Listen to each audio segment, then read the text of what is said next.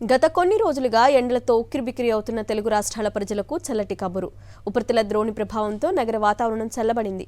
బంగాళాఖాతంలో ఏర్పడిన ద్రోణి కొనసాగుతుండడం వల్ల రాగల 24 గంటల్లో తెలుగు రాష్ట్రాల్లో అక్కడక్కడ తేలికపాటి జల్లులు కురిసే అవకాశాలు ఉన్నట్లు వాతావరణ కేంద్రం అధికారులు వెల్లడించారు. ఎండలు ఉక్కపోతతో ఇబ్బంది పడుతున్న వారికి ఇది గుడ్ న్యూస్ అని చెప్పుకోవచ్చు. ఇక తెలంగాణ, ఆంధ్రప్రదేశ్ రాష్ట్రాల్లో భారీ వర్షాలు పడతాయని వాతావరణ శాఖ తెలిపింది. సోమవారం నుంచి భారీ వర్షాలు కురుస్తాయని భారత వాతావరణ శాఖ తెలిపింది. ఈ నెల 21 వరకు 2 తెలుగు రాష్ట్రాల్లోని పలు ప్రాంతాల్లో వర్షాలు కురుస్తాయని అంచనా వేసింది. పలుచోట్ల ఉరుములు, మెరుపులతో కూడిన వర్షాలు కురిసే అవకాశం ఉందని పేర్కొంది. మరోవైపు పగటి ఉష్ణోగ్రతలు కూడా పెరిగే అవకాశాలు ఉన్నట్లు వాతావరణ శాఖ వెల్లడించింది.